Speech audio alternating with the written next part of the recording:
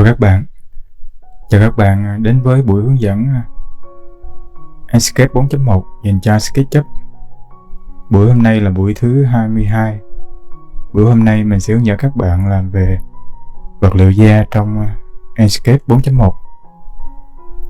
Để làm vật liệu da, các bạn phải chuẩn bị cho mình các bộ vật liệu của vật liệu da trong Enscape.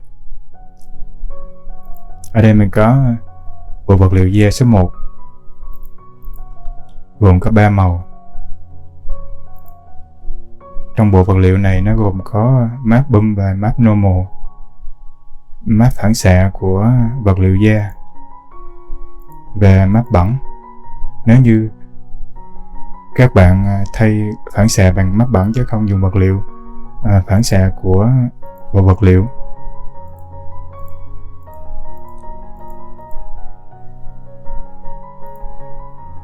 Để mình xóa hết vật liệu da, mình làm lại cho các bạn xem.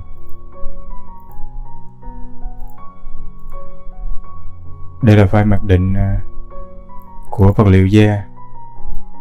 Sau khi mà UV map vật liệu vào, mình sẽ lấy mẫu là cái ghế này. Sau khi bạn đã UV map vật liệu vào trong cái ghế xong, bước tiếp theo là bạn sử dụng map bump hay map normal cho nó. Ở đây mình sử dụng map normal.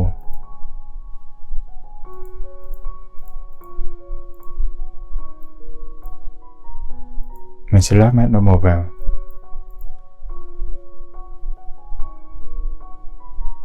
Mặc định của nó là 100%. Sau khi load vào, bạn kiểm tra bề mặt bump của nó.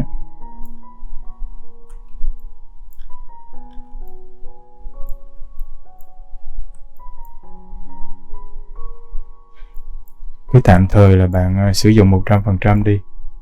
Sau đó bạn load tiếp map phản xạ cho nó. Ở đây mình sử dụng map phản xạ của vật liệu da luôn.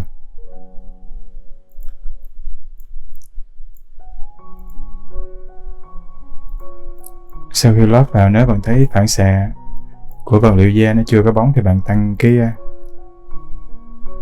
bạn không có đảo ngược map, bạn tăng cái phản xạ của nó lên. Ở đây mình tăng lên 70 thử.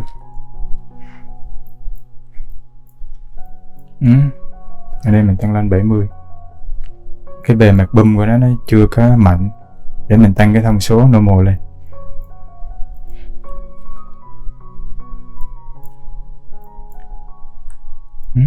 Tăng lên 150 thì mình cảm thấy nó cũng ổn rồi. Các bạn có thể tăng lên 180 cũng được. Rồi mình sử dụng thông số 180 đi.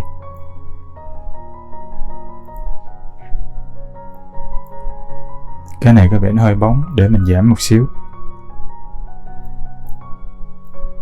Rồi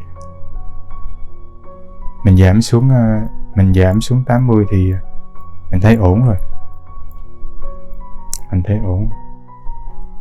Vật liệu da thì nó chỉ có vậy thôi. Nếu bạn không sử dụng map phản xạ của bộ vật liệu thì bạn có thể dùng map bẩn thay thế. Ở đây mình sử dụng map bẩn. Sau khi lắp map bẩn vào, bạn nhớ kiểm tra cái UV của nó nha.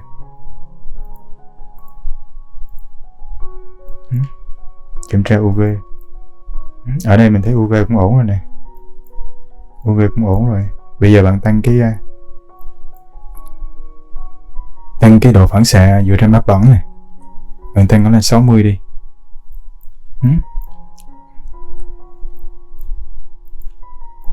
60 là mình thấy ok rồi. Độ phản xạ của nó ok rồi. Đơn giản vậy thôi. Nếu bạn muốn bóng nữa thì bạn tăng lên 50. Còn không thì thôi bạn để 60, tùy vào ánh sáng của cái bài của bạn.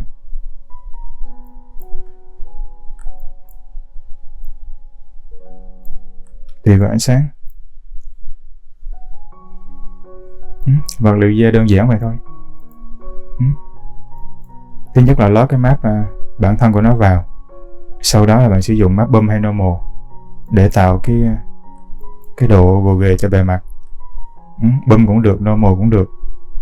Sau đó bạn tăng cái thông số cường độ của nó lên nếu như mà độ bump nó chưa có đạt. Sau đó thì bạn sử dụng map phản xạ của cái bộ map vải da.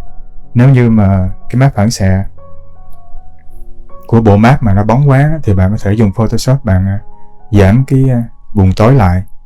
Còn không thì thôi bạn sử dụng một cái map bẩn. Map bẩn thì bạn nên chọn những cái loại map như thế này để cái bề mặt của nó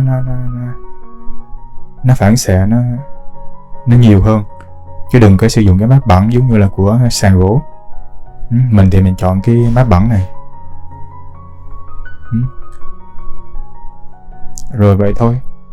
Map da thì làm đơn giản vậy. Bạn chuẩn bị cho mình những bộ map da đẹp là được. Còn bạn có thể pha màu cho nó. Ví dụ như bạn tăng cái độ đậm của màu da lên. Không thì bạn có thể giảm lại. Bạn giảm lại, thường là ít giảm đó. Còn thôi là bạn pha màu, pha cho nó thêm màu chút màu hồng. Đơn giản chứ các vậy. Còn specular thì bạn để mặc định 50 là được.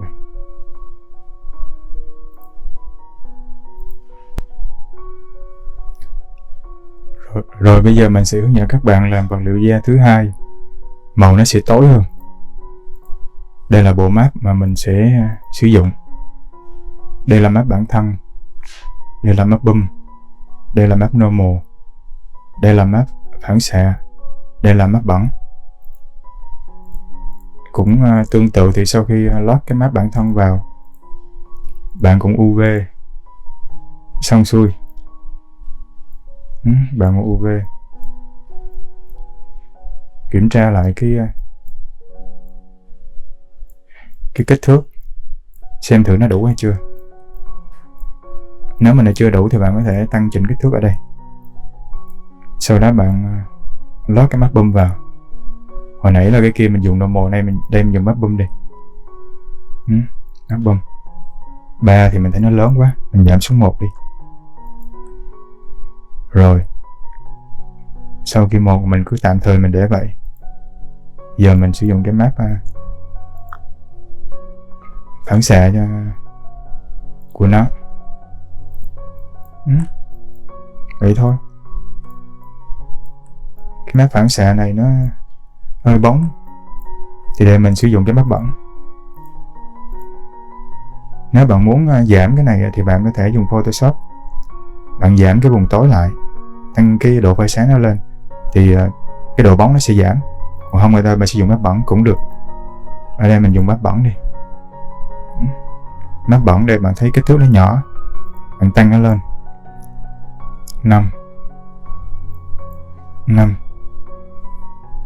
5 mình cảm thấy nó vẫn nhỏ, mình lên nó tăng 8 rồi. Ok, mình sử dụng 8 đi, 8 mét đi. Mình giảm cái này xuống 70 rồi đó, bạn thấy không? Rất là đẹp, rất là đẹp.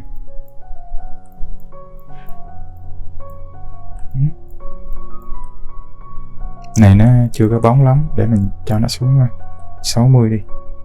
Rồi đó, 60 nó hơi bóng, cho nó 65 đi.